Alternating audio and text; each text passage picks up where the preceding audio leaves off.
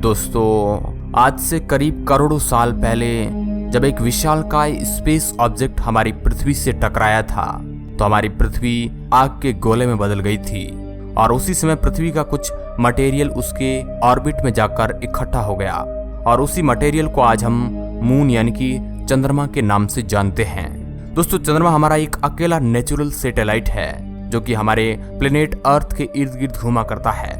इसे हम रात के समय देख सकते हैं और कभी कभी तो यह दिन में भी दिखाई दे जाता है। लेकिन क्या हो जब हम उठे और ये देखे कि चांद अचानक से ही बहुत ही बड़ा हो गया है, जिसकी रोशनी से आपको लग ही नहीं रहा है कि इतनी रात हो रही है, तो आप क्या कहेंगे? हमें पता है कि आप में से ज्यादातर लोग इन सब चीजों पर ध्यान नहीं देते हैं, लेकिन अगर आप हमारी वीडियोस देखते हैं तो ये बात तो पक्की है कि स्पेस और इससे जुड़ी दुनिया आपको वाकई में हैरान करती है। और इसलिए आज की हमारी इस वीडियो में हम आपको ये बताने वाले हैं कि अगर हमारे सोलर सिस्टम में मौजूद जितने भी प्लेनेट है वो हमारे मून यानी कि चंद्रमा में बदल जाए तो क्या होगा। तो चलिए आज आपको बहुत ही आसान लैंग्वेज में सफर करवाते हैं ये।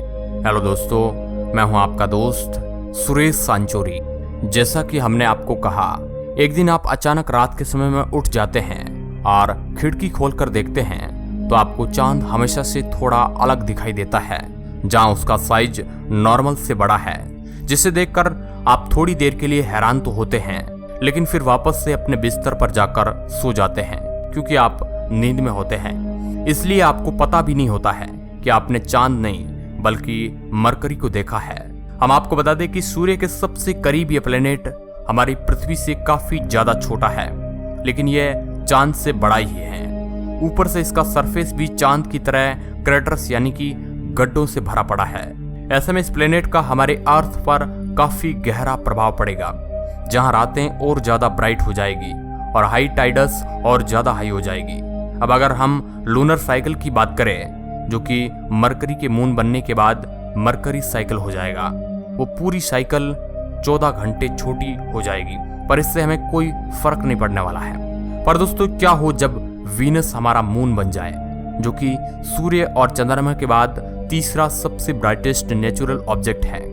हम आपको बता दें कि वीनस को हमारी पृथ्वी का सिस्टर प्लैनेट भी कहा जाता है क्योंकि उसका मास और साइज अर्थ के लगभग सेम है। अब इसके बड़े साइज के कारण ये सनलाइट को 6 गुना ज्यादा रिफ्लेक्ट करेगा, यानी कि रोशनी और ज्यादा होगी। वहीं रात के समय में भी आपको काफी ज्यादा रोशनी नजर आएगी। अगर आप वीनस को ध्यान से देखें तो इस प्लेनेट के येलो क्लाउड कवर में आपको अलग अलग तरह के पैटर्न बनते हुए दिखाई देंगे। पर अफसोस ये प्लेनेट हमारा मून नहीं बन सकता है क्योंकि ये प्लेनेट अर्थ के कॉमन सेंटर ऑफ मास के ऑर्बिट में ही चक्कर लगाता है, जहां यह ऑर्बिट काफी सेंट्रिक है। ऐसे में अगर वीनस की स्पीड हमारे इस समय के चंद्रमा जितनी हो जाएगी तो वो समय बिल्कुल भी दूर नहीं होगा जब वीनस और हमारे पृथ्वी का टकराव होकर दोनों ही ग्रह पूरी तरह से खत्म हो जाएंगे। अब वीनस तो हमारा मून बन नहीं सकता है। ऐसे में चलिए मंगल ग्रह पर भी एक बार ट्राई कर लिया जाए। सबसे पहले तो ये पूरा प्लेनेट लाल रंग का दिखता है।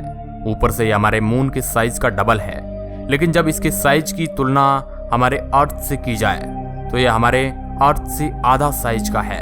ऐसे में हम मंगल ग्रह को लूनर यानी कि हमारे इस समय के चंद्रमा से रिफ्लेक्स करके काफी कुछ गड़बड़ कर रहे हैं, क्योंकि ये चीज हमारी लाइफ में काफी ज्यादा उथल पुथल ले आएगी। मंगल ग्रह के प्रभाव के कारण कई सारी विशालकाय लहरें पृथ्वी को तबाही मचाने के लिए भी तैयार हो जाएगी। ऊपर से ये मून से ज्यादा सनलाइट रिफ्लेक्ट करेगा। आपको हर जगह का लैंडस्केप यानी कि हर जगह आपको रेड लाइट ही नजर आएगी, क्योंकि एक तो ये प्लेनेट रेड है, ऊपर से ये अधिक से अधिक लाइट रिफ्लेक्टर करेगा। हाँ, इसमें एक चीज तो हो जाएगी और वो ये है कि आप टेलीस्कोप की मदद से दुनिया की सबसे बड़ी पर्वत श्रृंखला यानी कि ओलंपस मॉन्स को देख सकते हैं। वैसे हम आपको बता दें कि मंगल ग्रह इतना बड़ा तो नहीं है ये हमारे अर्थ का ऑर्बिट चेंज कर दे। ऐसे में वो समय दूर नहीं होगा जब मार्स और अर्थ एक ही ऑर्बिट में चक्कर लगा सकते हैं, जो कि बाइनरी प्लेनेट सिस्टम को क्रिएट करेगा और तब तक ये ग्रह हमारे काफी नजदीक आ जाएगा, जिससे यहाँ तक पहुंचना पूरी तरह से मुमकिन होगा। चलिए अब कुछ बड़ा सोचते हैं, जहां पर हम मून को जुपिटर से रिप्लेस कर देंगे और देखते हैं हम हमारी जिंदगी में इसका प्रभाव क्या पड़ेगा। तो दोस्तों, सबसे पहले तो हम आपको ये बता दें कि अगर हमने ऐसा करने की कोशिश करी तो हमारी पृथ्वी, जो कि अपने आप में एक ग्रह है, वो ग्रह ना रहकर जुपिटर का चांद बन जाएगी। क्योंकि जुपिटर तो हमारा मून नहीं बन सकता है। इसकी वजह है कि साइज में वो बहुत ही बड़ा है, लेकिन हाँ, हम जरूर उसके मून बन जाएंगे। हाँ, बस इसका हमारी जिंदगी में ये जरूर प्रभाव पड़ेगा कि हमें शानदार बादलों के दृश्य देखने को मिलेंगे, जहाँ आसमान में आपको अलग अलग तरह के क्लाउड्स दिखेंगे। और अगर आपके पास उन्हें देखने का समय होगा तो आप ये महसूस कर सकेंगे कि लाल, भूरे, पीले, सफेद ट्रेन के बादल आसमान में चारों तरफ खूबसूरती बिखेरते हुए नजर आ जाएंगे। लेकिन जैसा कि हमने आपको बोला कि अगर आप इस शानदार नज़ारे को देखने के लिए जिंदा बचे तो आप इसे जरूर देख पाएंगे, क्योंकि जुपिटर के ग्रेविटेशनल पुल की वजह से हमारी पृथ्वी में तरह तरह के अर्थक्वेक, वॉल्केनो इरप्शन और सुनामी जैसी चीजें अचानक से ही हम सभी को तबाह करने के लिए तैयार हो जाएगी। साथ ही साथ हमारी पृथ्वी 2 हिस्सों में भी बंट जाएगी, जो हमारे लिए तो कहीं से भी सही नहीं है। और अगर इन सब के बावजूद पृथ्वी के कुछ अंश बच जाते हैं तो जुपिटर के ऑर्बिट में बने रहने के लिए पृथ्वी को जो स्पीड होनी चाहिए वो पृथ्वी की स्पीड बहुत ही कम है, जिसके कारण एक समय ऐसा आएगा कि जब पृथ्वी जुपिटर से पूरी तरह से टकराकर तहस नहस हो जाएगी। यानी कि जुपिटर को अपना मून बनाना पूरी तरह से असंभव है। अब जुपिटर को तो हमारा मून बनाना असंभव है, तो क्या सैटर्न प्लैनेट ये कमी पूरी कर सकता है? वैसे आपकी जानकारी के लिए बता दें कि ये ग्रह लूनर यानी कि हमारे चांद से 35 गुना ज्यादा बड़ा है, जिसका तो साफ मतलब है कि यह जायंट प्लैनेट हमारे स्काई का अधिकतर हिस्सा कवर कर लेगा और इसके रिंग और ज्यादा बढ़त बनाएंगे। वैसे इसमें एक चीज ये भी है कि सैटर्न का जो अपना खुद का मून है यानी कि डायनो, जो पृथ्वी और उसके मुकाबले शनि ग्रह से बहुत दूर है, और अगर ना भी होता तो सैटर्न इतना बड़ा है कि हम जुपिटर की तरह ही इसके खुद के मून बन जाते हैं। और यहाँ भी आपको वही चीज देखने को मिलेगी, क्योंकि सैटर्न के ऑर्बिट में बने रहने के लिए जो स्पीड चाहिए वो हमारे मून के पास नहीं है। इसी वजह से वो दिन दूर नहीं होगा जब हमारी पृथ्वी जाकर शनि ग्रह से टकरा जाएगी और पूरी तरह से बर्बाद हो जाएगी। और ये सब चीजें तो बाद की बात है, क्योंकि जैसे ही हम शनि ग्रह के पास पहुंचेंगे तो हमें इसकी मैग्निफिसेंट रिंग से गुजर कर जाना पड़ेगा, जो कि कॉमेट और एस्टेरॉयड से मिलकर बना है। इस तरह की किसी रिंग से होकर गुजरना हमारी पृथ्वी के लिए कहीं से भी सही नहीं होगा। इसके अलावा हमारी पृथ्वी को शनि ग्रह के मून से भी बचकर रहना पड़ेगा, और अगर ये सब हो भी जाता है तो भी हम इस ग्रह के मून बनकर रह जाते हैं। तो ये बात तो पक्की है कि इसके ग्रेविटेशनल पुल की वजह से हमारी पृथ्वी के टेक्टोनिक प्लेट्स की भारी मात्रा में शिफ्टिंग होगी, जो सिवाय तबाही के और कुछ नहीं हो सकता है। अब जब हम सभी प्लैनेट्स को एक बार एक एक करके टेस्ट करके देख रहे हैं ये हमारे मून बनने की कैटेगरी में फिट होते हैं या नहीं, तो फिर हम यूरेनस और नेपच्यून को कैसे पीछे छोड़ सकते हैं, क्योंकि ये दोनों आइस जायंट भी हमारे सोलर सिस्टम का हिस्सा है। हम आपको बता दें कि इन दोनों का साइज लगभग सेम है, हालांकि ये दोनों ही हमारे पृथ्वी से बड़े हैं, लेकिन शनि और जुपिटर से छोटे हैं, जहां दोनों का इंटीरियर काफी ज्यादा आइस यानी कि बर्फीला है, और उसी की वजह से उनका कलर भी काफी ज्यादा मिलता जुलता है। ऐसे में अगर इन दोनों में से कोई भी प्लैनेट हमारा मून बनता है तो जो परिणाम होंगे वो लगभग बराबर ही होंगे। तो चलिए नेपच्यून पर भी एक नजर डाल के देख लेते हैं, अगर ये हमारा मून बनता है तो उसका क्या परिणाम होगा।